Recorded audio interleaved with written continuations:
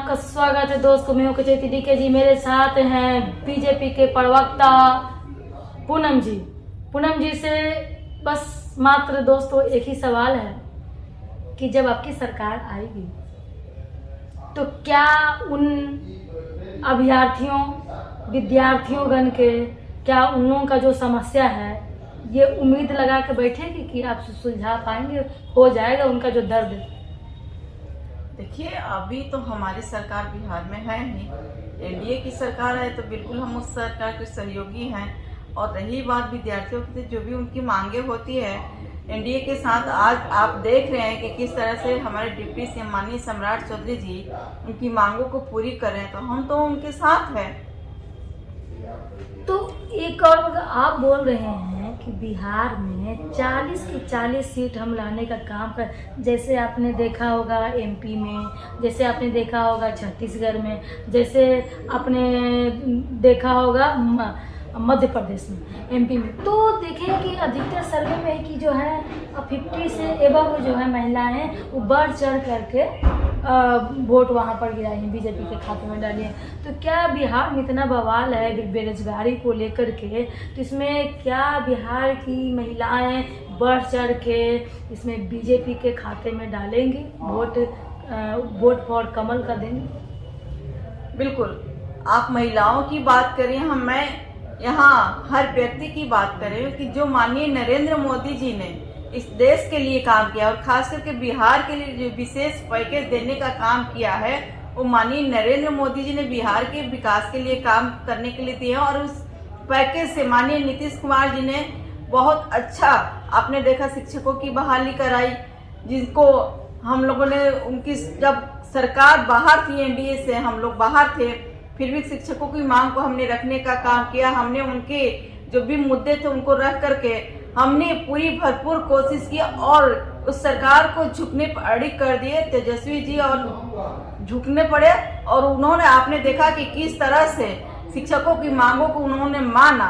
तो ये हम लोग शुरू से करते आ रहे हैं। आप कह रहे हैं कि बिहार में 40 की 40 सीट क्या महिलाएं जीत कर देंगी? बिल्कुल देंगी। आपने देखा हो कि 2014 और 2019 में माननीय नरेंद्र मोदी जी को यदि बिहार से 40 में से 39 सीट किसी ने जीत कर देने का काम किया है, तो आधी आबादी ने बढ़ चढ़कर उसमें अपना सहयोग देने का काम किया है। एक एक मतदान दे करके ये माननीय नरेंद्र मोदी जी को आश्वस्त किया कि हम लोग माननीय नरेंद्र मोदी जी के साथ हैं। और इस बार तो माननीय नरेंद्र मोदी जी ने इतना डबल विकास किया है बिहार के लिए कि आप देख रहे हो कि जिस तरह जनधन योजना, जिस तरह से एक महिला सोच नहीं सकती थी कि उनके बैंक में अकाउंट खुलेगा, यदि खुलेगा भी तो निःशुल्क है, ये कभी नहीं सोची होगी।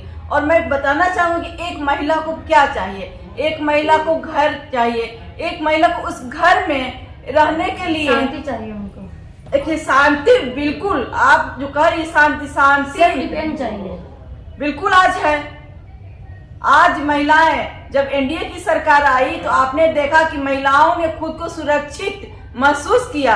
यही जब आरजेडी की सरकार थी, लालू जी के राज में क्या हो रहे थे, महिलाएं तो छोड़िए, पुरुष भी अपने आप को सुरक्षित महसूस नहीं कर रहे थे। यदि पुरुष घर से बाहर जाते थे तो महिलाएं डरती थी कि आज मेरे पति बाहर जा रहे थे, शाम को सुरक्षित वापस आएंगे कि नहीं।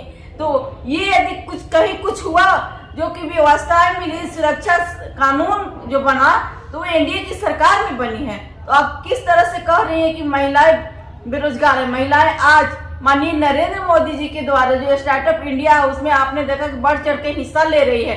अपने स्वरोजगार के लिए सिलाई का काम करती है। एक महिला आज अपनी पहचान बना चुकी है।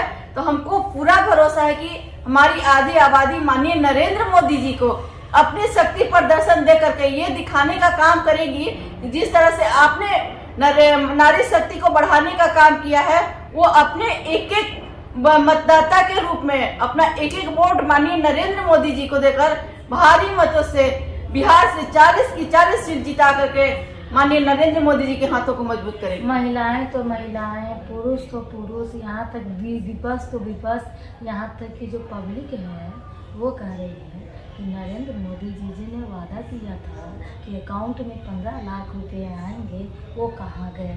इसका क्या जवाब देंगे? देखिए, माननीय नरेंद्र मोदी जी ने ये कभी नहीं कहा था कि 15 लाख रुपए अकाउंट में आएंगे। माननीय नरेंद्र मोदी जी ने एक उदाहरण के तौर पर दिया, बोले थे कि यदि जितने विदेशों में काले धन पड़े हुए हैं, यदि काला धन का यदि वो वापस आ जाते हैं तो हर अकाउंट में 15-15 लाख भी रुपया दिया जाए तो कम पड़ेगा। आप कह रही कि काला धन कहाँ है? आज देखिए कितने भ्रष्टाचारी केजरीवाल जी शराब घोटाले किए हैं तो जेल के अंदर है। बिहार में जिस तरह से इतिहास हो गया ना कि सीएम रहते हुए भी वो मतलब कि गिरफ्तार हो गए, ना वो इस्तीफा दे रहे हैं। ये उनकी नैतिकता कहाँ आज गई है? केजरीवाल जी अपने आप को एक ईमानदार नेता के रूप में और एक व्यक्ति के रूप में बात करते थे, लेकिन आज केजरीवाल जी हेमंत सोरेन तो इस्तीफा दे दिए, लेकिन केजरीवाल ऐसा क्यों नहीं कर रहे? उनकी नैतिकता खत्म हो गई है और वो चाहते हैं कि जेल में रह करके हम सरकार चलाए। तो जेल में रह करके कौन सरकार चलाता है ये पूरी दुनिया जानती है।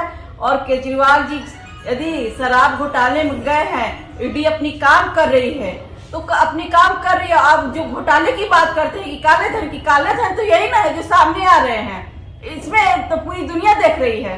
ये जो दिल्ली में इतना महागठबंधन की पूरा रैलियां जोर शोर से चल रही है, तो इसका मतलब है कि आप लोग डर गए?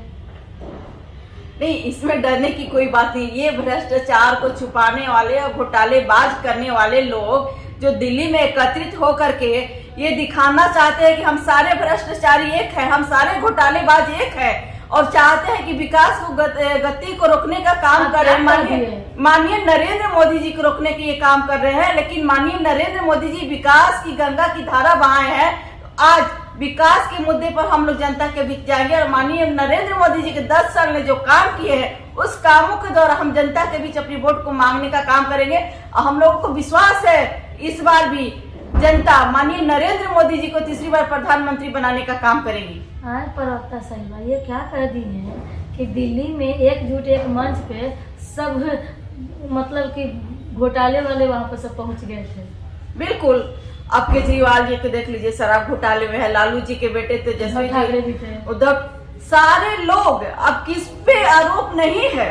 ये सारे लोग घोटालेबाजों में लिप्त है और ईडी और सीबीआई अपनी काम कर रही है।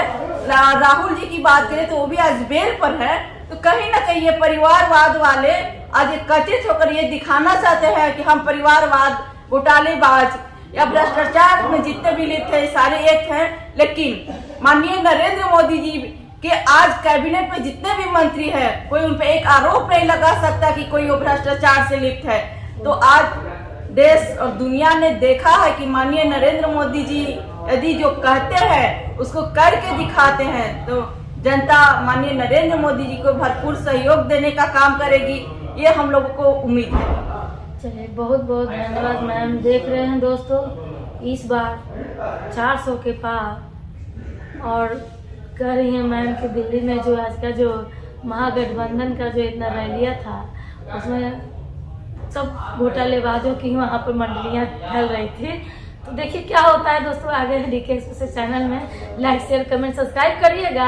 अब तनी मानी फेसबुक पर है ना, तो उन्हें फेसबुक पर शेयर कर दीजिएगा। जय हिंद।